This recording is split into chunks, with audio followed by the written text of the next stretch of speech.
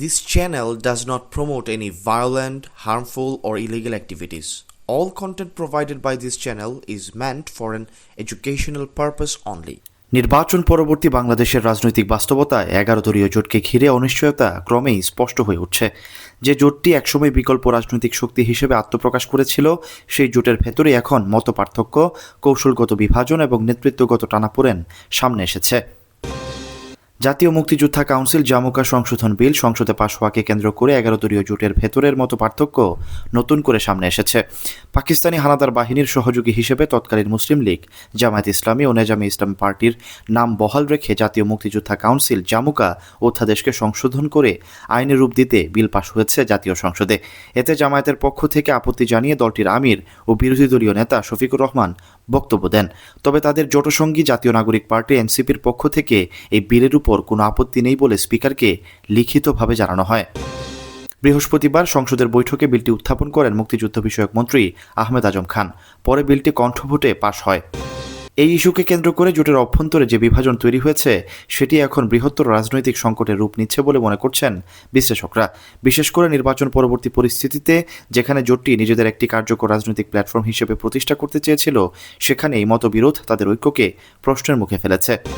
ত্রয়োদশ জাতীয় সংসদ নির্বাচনের আগে থেকেই জোটের মধ্যে টানাপোড়েন ছিল। আসন ভাগাভাগি, নেতৃত্ব নির্ধারণ এবং কৌশলগত অবস্থান নিয়ে শরিক দলগুলোর মধ্যে মতবিরোধ দেখা দেয়। এমনকি আসন সমঝোতা চূড়ান্ত হলেও কিছু দল বৈঠকে অনুপস্থিত ছিল, যা অভ্যন্তরীণ অস্বস্তির ইঙ্গিত দেয়। অন্যদিকে নির্বাচনের ফলাফলে দেখা গেছে জোটের প্রধান শক্তি হিসেবে জামায়াত ইসলামী উল্লেখযোগ্য সংখ্যক আসনে জয়ী হলেও অন্য শরিক দলগুলো প্রত্যাশা অনুযায়ী ফল পায়নি। জামায়াতের বাইরে কেবল জাতীয় নাগরিক পার্টি এনসিপি এবং খেলাফত মজলিসের দু একটি গ্রুপ হাতে গোনা কয়েকটি আসনে জয়লাভ করেছে। এই ফলাফল প্রকাশের পর থেকেই জোটের ছোট দলগুলোর মধ্যে বড় ভাইস্বরূপ আচরণের অভিযোগ উঠতে শুরু করে। নির্বাচনের পর অভ্যন্তরীণ অস্বস্তি ক্রমেই আরও স্পষ্ট হচ্ছে। জোটটি একদিকে নির্বাচনে অনিয়ম ও সহিংসতার অভিযোগ তুলে রাজপথে কর্মসূচি দেয়, অন্যদিকে নিজেদের মধ্যে সমন্বয়ের অভাবও প্রকাশ পেতে থাকে।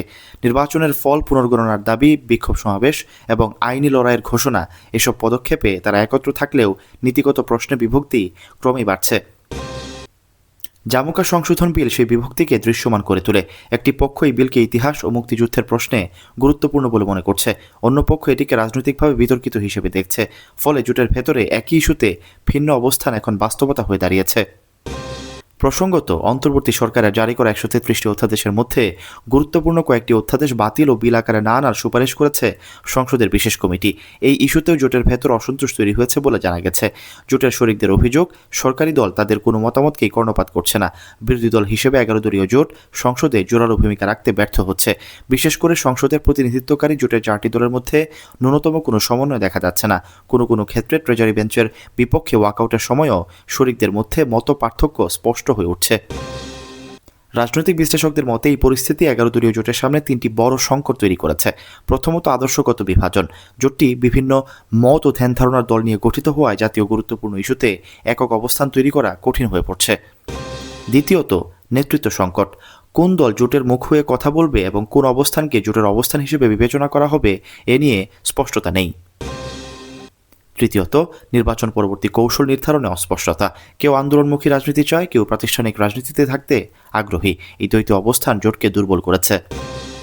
প্রকৃতপক্ষে জোটের মূল শক্তি হওয়ার কথা ছিল রাজপথ, কিন্তু সাম্প্রতিক কর্মসূচিগুলোতে দেখা গেছে কেবল জামায়াত ইসলামীর নেতাকর্মীদের উপস্থিতি ছাড়া অন্য শরিকদের অংশগ্রহণ একেবারেই নগণ্য।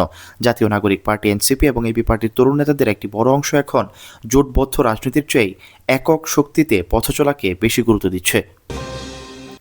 রাজনৈতিক বিশ্লেষক ও লেখক মহিউদ্দিন আহমেদের মতে, বাংলাদেশের জোট রাজনীতির ইতিহাস সবসময় নির্বাচনী সমীকরণের উপর নির্ভরশীল। তিনি মনে করেন, বর্তমান বিরোধী দল হিসেবে যারা আছেন তাদের সঠিক মূল্যায়নের সময় এখনও আসেনি। তবে 11 দলীয় জোটের মধ্যে যে সমন্বয়হীনতা দেখা যাচ্ছে, তা যদি দ্রুত সমাধান না হয়, তবে এই জোটটি কেবল নামমাত্র কাগজের সীমাবদ্ধ থেকে যাবে। সব মিলিয়ে বলা যায়, 11 দলীয় জোট এখন এক জটিল সন্ধিক্ষণে দাঁড়িয়ে। আনুষ্ঠানিকভাবে জোট ভেঙে না গেলেও কার্যকর ঐক্য অনেকটাই নড়বড়ে হয়ে পড়েছে। জামুকা সংশোধন বিলকে কেন্দ্র করে যে মতবিরোধ প্রকাশ্যে এসেছে, সেটি হয়তো এই ভাঙনের সূচনা মাত্র। রাজনৈতিক বাস্তবতায় এখন বড় প্রশ্ন, এই জোট কি নিজেদের মত পার্থক্য মিটিয়ে নতুন করে সংগঠিত হতে পারবে, নাকি ধীরে ধীরে বিভক্তির দিকেই এগোবে? Syed Sakib, BNA news 24।